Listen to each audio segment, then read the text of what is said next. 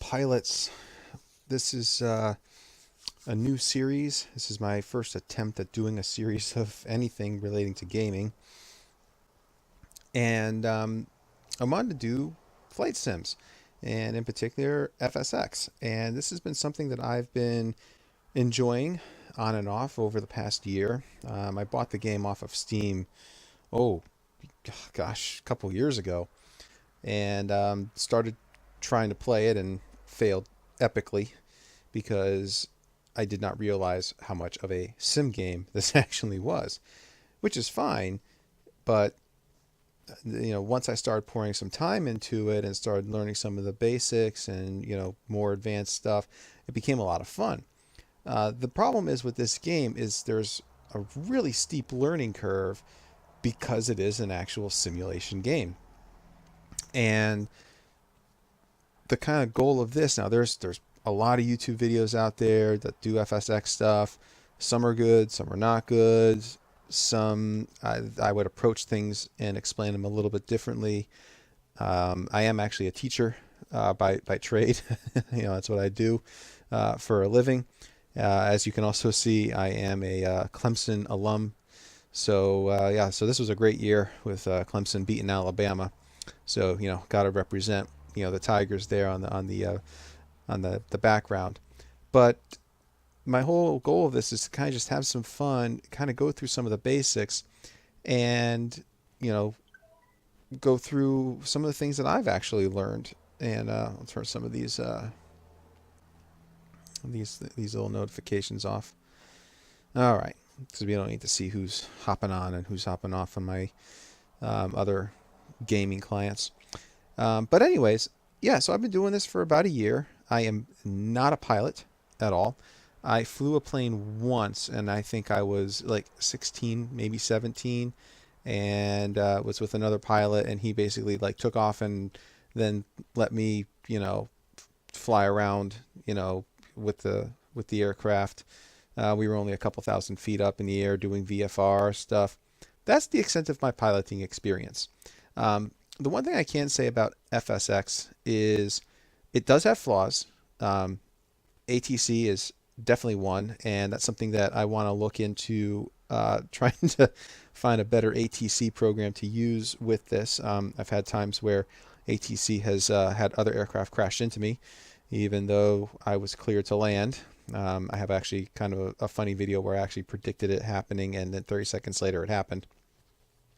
So I'm going to look at some of those, and if I do find a good one that I end up purchasing and starting to learn how to use, I'll definitely throw that up as well to kind of show you, some of the options there. I do have a friend of mine who is a commercial pilot, and he's never seen this game before, but it's been kind of interesting because as I've been learning, I've talked with him about things, and he's like, really, that's that detailed in the game? And I would tell him some of the struggles that I was having with a particular aircraft or working on landings, particularly instrument-based landings. And he gave me some tips and things like that. And having never seen the game, his tips and things worked perfectly. And so now I'm getting better and better and better at the game. So I kind of wanted to just share with you guys what I've learned, some of the tools and things that you're going to want to start using and applying to your flying. Now, the tutorials in the FSX, some of them very good, some of them very bad, and some of them are like just big walls of text. And if you're anything like me, I like to learn by watching other people do things. I don't like to learn by reading. It's a skill we need to have, and I can do it. But when I can have somebody show me it with an explanation rather than just, reading 10 pages on a subject that is completely foreign to me, I'll take somebody teaching that, live, hands-on with me. So that's that's kind of the goal with this. I'm not a professional pilot. Some of the things you might see in the video, you'd be like, why'd you do that? This is just meant to get through some of the basics, just have some fun. And if there are ways that I can improve my flying, or if I didn't explain something properly, or didn't maybe fully understand, hey, let's make it a learning community. Let's work on learning things together. Let's just make it a fun environment for everybody. That's my goal here. If you get this game, I have mine on Steam. It's pretty much the vanilla version. I do have the Rex add-on package, but I don't have very many things installed in from Rex onto my FSX because my computer just can't handle it. Um, I'm running on a laptop. It's a gaming laptop, but it's about 5 years old, so it does struggle with some stuff. And the game itself is not fully optimized the way that many other games are. I can run some much higher, graphically demanding games at a much higher FPS resolution, graphics, all that stuff with no problem. This game was not one of those, but I can run it just fine. And I'm more for the experience rather than how pretty can I make it look. The other thing you're going to definitely want is a joystick of some sort. I don't know if you can use like an Xbox controller or something like that. If you could, I mean, that would be way better than like a keyboard and mouse. I would recommend, if you're just getting started and you really want to do this, I mean, I just have a Logitech Extreme 3D Pro. It's like 20, $30 maybe. I got it at Best Buy several years ago because I was wanting to play Elite Dangerous. Works just fine. It's got a throttle control, and that's pretty much really the only thing that you need for this. But definitely you're going to want a joystick when you're going to play this game. Some other things, one other tool that you're going to want to start learning about is SkyVector. Oh my goodness. I learned about this from another YouTuber. I can't remember who it was. And this is just fantastic. It's aeronautical charts for pretty much the entire world. And there's a ton of information on here. Way more than what I am capable of explaining or understanding on my own. But there are some basics, and I'll try to explain some of those things as we go along.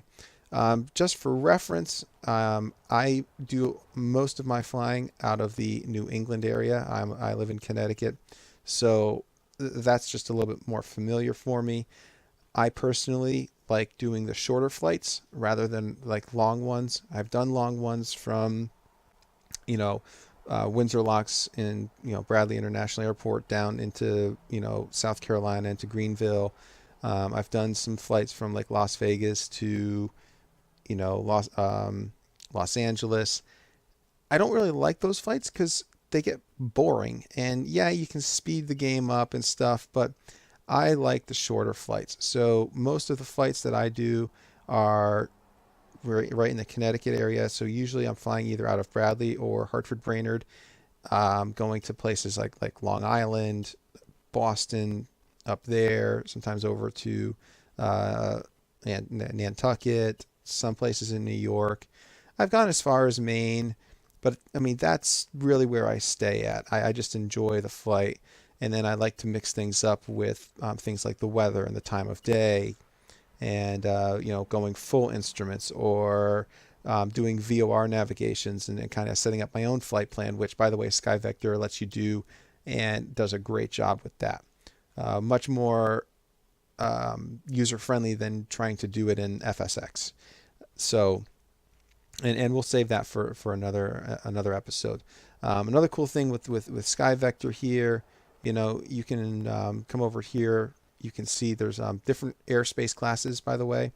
In the United States, there's class A, B, C, D, E, and G airspace. And I understand, I can recognize them. I understand the basics and stuff of those. I can point you to some other videos on YouTube that do a much better explanation of those than I probably can. I can tell you right now, like this is Class C airspace right here over Bradley, and it's kind of like a upside down wedding cake. We'll talk more about that a little bit later. But what you can do is you can come in through here and you can click and you can actually bring up the oh, I didn't want to put that in my plan. That's not what I meant to do. Silly. You can bring up all the airport information, from the runways to the channels, the different navigation aids that are nearby. You can bring up PDFs of like the runways, I mean, these are what the pilots actually in real world use. I know because of my friend. He has they use like iPads, and they have all this information right there, so they can figure out where they have to go, their taxiways, all that stuff. So yeah, that's pretty cool.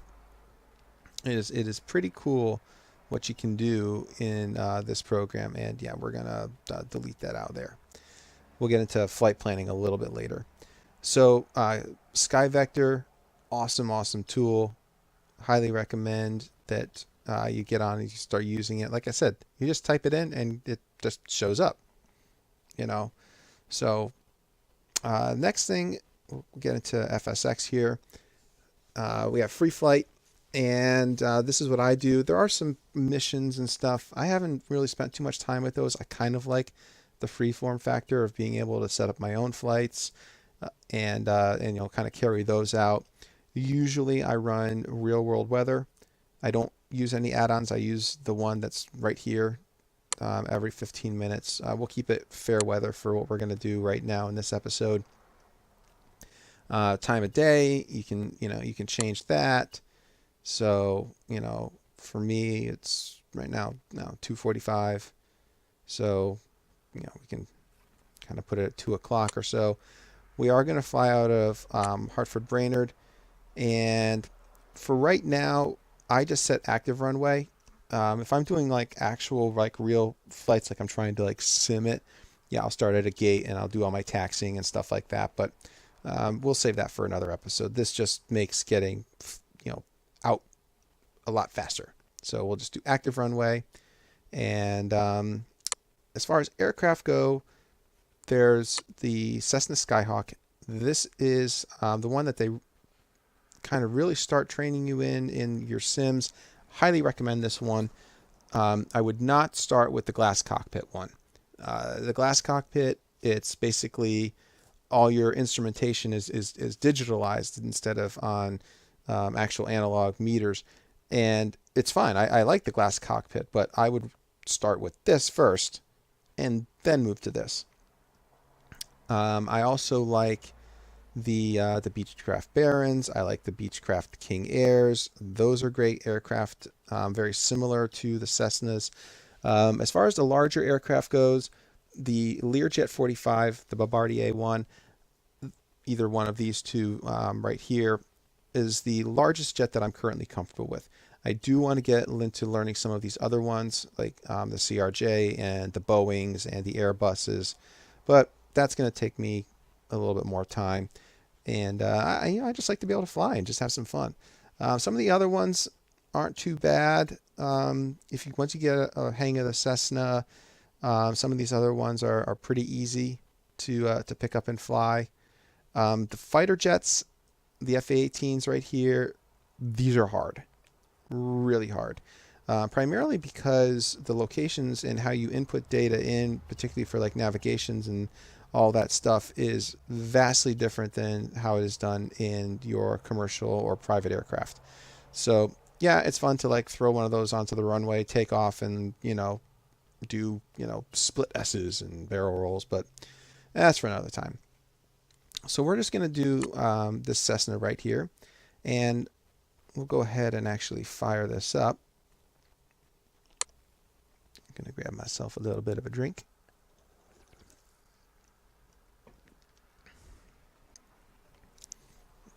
And then we'll do a pause. Oh, it's already paused for us. Good. And the shortcut keys that you're really going to want to be using, F10 will bring me up my kind of close-up view of my cockpit. It also brings up all of my lights and, like my panel lights, like if it was nighttime, my flaps, all those types of things. The plane is actually running, even though it's paused. You can do like manual startups and all that. I don't bother with that. Either if the plane was off, I'll just do an auto start. I think it's Control E. You can look in your control settings and figure that out. Some of the basics things that you would want to know. F9 is if you hold spacebar and the mouse wheel, that's going to bring you out to your just regular like cockpit view. And if you hold down spacebar, you can look around the aircraft. Pretty cool. So if you want to, center it back, you can hit Control Spacebar, and that'll recenter it for you. You can go back into F10. You have your flap indicators. F5 makes the flaps go all the way up. F8 makes the flaps go all the way down. And then F7 makes them go down incrementally, and F6 makes them go up incrementally. So that's your flaps. On your comm stack over here, you have your communication radios, your COM1, COM2. You're not going to use COM2. You're going to use COM1 for pretty much everything. You have a standby channel. You have your active channel. The standby channels are the ones that you can actually change. And the way that I do that is with my mouse wheel. So when I hover it over with, it has the plus sign, I can just use my mouse wheel and I can change those. And same thing with these over here. Same thing over here. Now these are your navigation radios. These would be for VOR navigation or for doing an ILS instrumentation approach. So again, on your standby, this is where you can, change things, and then you can switch it over to the active. But you cannot change the active. You have to change the standby one. Okay. This is your VOR indicator 1, and this is the second one. On this particular Cessna, both indicators work with both nav radios, nav1 and nav2. Although I primarily just use this one right here. The VOR indicator here also, if you're far enough out and you're doing an ILS approach, will also give you a glide slope indicator as well to make sure that you are coming in at the correct angles. And we'll do more on VOR navigation a little bit later. We have our, oh, that was weird. Don't know what happened there.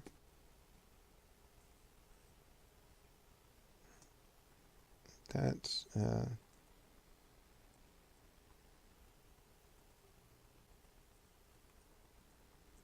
was weird.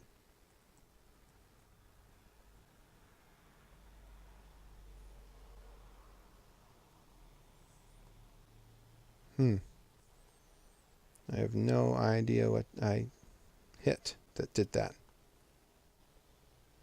Well, we'll just go with it for right now.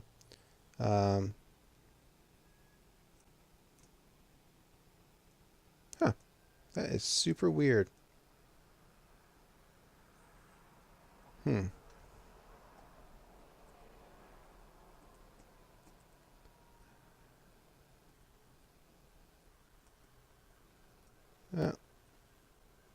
We will. That is bizarre. You know what I'm going to do? I'm just going to reset. I have no idea why that went down like that. That was bizarre. And we'll pause it again. There we go. Okay. And we'll just get rid of the menu bar here. And that'll eventually go away. All right. Sorry about that. That was weird. So here we have our attitude indicator for our pitch up and down. We have our heading indicator with our heading bug, which we can adjust here. Again, when I'm doing adjusting, I use the mouse wheel. Airspeed indicator, vertical speed indicator. Down here we have our autopilot. So we have autopilot, heading hold, navigation if we were following one of the nav radios here, approach. Again, if we were using one of the nav radios for an ILS approach. This one, I have no clue what that does, but I never use it. And we have our altitude hold. You can set your altitude like so. You can also set the vertical speed, how high and fast you're going to climb. You have your transponder, which is right here. If you were doing an IFR flight, you would have to change this. Usually, again, it does it automatically, but it works the same way. You can change your transponder that way. And this will also tell you this is your DME. This is telling you how many nautical miles you are away from your navigation radio that you're tuned into. And that's about it. So we're going to go ahead and turn these lights on right here. And we'll unpause the game. We're going to put some flaps down. And we'll just take a look at our aircraft right here. And you can see we've got our navigation lights on. The red is always coming off of your left wing, the green is on your right, and that's universal for all the aircraft. That way, when you're flying, particularly at nighttime, you can tell whether or not an aircraft is coming at you or going away from you. And then we have our strobe light, and this is our landing light. It's really kind of small on this Cessna aircraft here. So let's see. Next thing I want to do, I do want to adjust my pitch trim, and so that's down here. Sorry, there we go. And I'm going to just put that right about there. That's where I like it for this aircraft for doing a takeoff. And then we're going to hit the tilde key, and we're going to tune into the ground, and we're going to request to just go straight out. Cessna Kilo Juliet 7881, request taxi for touch and go with Juliet. Cessna Kilo Juliet 7881. Well, we're already in at runway 2, which is why I set it up this way. Contact tower on 119.6. And we'll acknowledge the taxi clearance, and then we can tune in, and you'll see, you know, this is what we're going to tune into. It'll automatically change for us, see? So we can say we're ready to go. Shift 2 brings that up, by the way. Runway 2, touch and go. Cessna Kilo Juliet 7881, cleared for takeoff. Runway 2, touch and go. There we go. And we will say thank you. Cleared for takeoff. And 2, Cessna we will go ahead and get underway. And just going to slowly increase our throttle all the way up. I think I put the flaps down. Yeah, I did. See, we're on runway 2. And Hartford is just over to the left there. And we can start pulling back on the stick, and there we go. And what I'm going to do now is bring this up, turn our autopilot on, and set our altitude. And I'm going to pause it for just a second. So, and that's one of the cool things that you can do about this. Now, what we're going to do, we're going to kind of make a little circle landing. So, when we were at our current heading right now is about 23 degrees. And so we're going to want to go, and we're going to want to make a full 90-degree left turn. And so I'm going to turn this right about there. So we can unpause this. And we're going to request a full stop landing. Brainerd Tower, Cessna Kilo Juliet 7881 to land. Cessna Kilo Juliet 7881, Brainerd Tower, enter left, downwind, runway 2, altimeter 29902. We'll acknowledge that. Enter left, downwind, runway 2, Cessna And take a look once we level off here. Yep, see, just about 90 degrees or so. And then, yep, there we go, 90 degrees. We'll carry that down just for a little bit. And we'll turn the heading off, and then we're gonna turn another 90 or so degrees. So about there. And we're holding at right about 1,000 feet. Should be good for us. We'll put the flaps up. Let's see, how far away are we? Oh yeah, we can make our turn now. So we will go back to our heading bug and make another left turn. There it goes.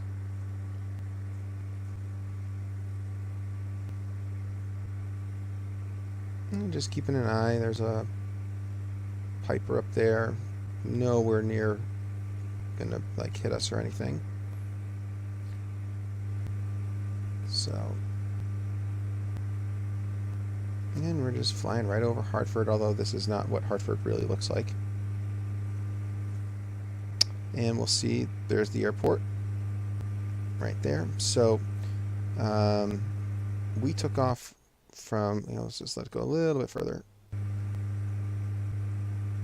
There we go. So that's where we started. We took off this way, and we're just making a whole loop to come all the way back around. That is what we're planning on doing. And so again, we can... Cessna 881, cleared to land, runway 2. Thank you.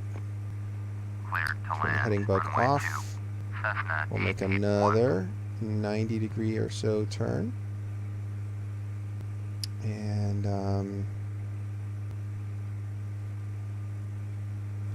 yeah, we'll go a little bit further.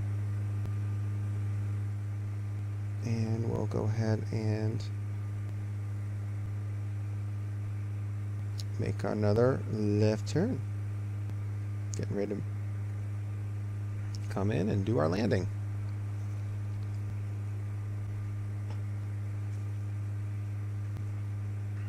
And we'll slow down just a little bit here.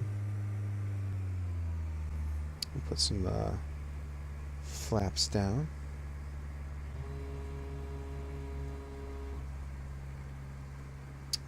And we'll see the airport. There it is.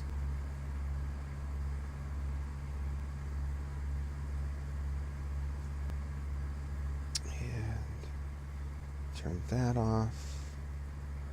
We'll make one more, just about 90-degree or so turn. There we go. We'll figure out, we're going to want to make that right now.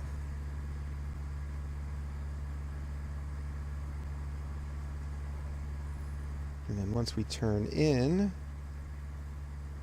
we can start decreasing our altitude just a little bit. Pull back the throttle a little bit more, give ourselves a little bit more flaps, and then we'll turn the autopilot off. Here we go. So I'm going to turn the autopilot off.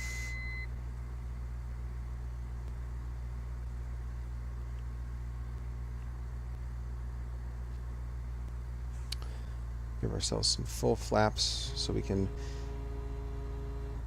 have a little bit more lift with the slower speed. The two lights there, okay, if they're both white, that means you're light. So that's how my pilot friend told me. If you're white, you're light, and if you're red, you're dead. So if you've got two red lights, that means that you are way too low. If you've got two white lights, it means you're too high. But right now, we're okay. There we go. That's what you want. You want one red, one white. That means you're on a very good glide slope. And we're just going to bring this in. Pull up just a little bit more throttle here. We are on a perfect approach. And this is just all done, just visual. This is should be hopefully a textbook landing if I do it okay. Yeah, we're fine even though the two red lights. We'll cut the throttle down. Throttle is all the way down. And then we'll start to flare it up.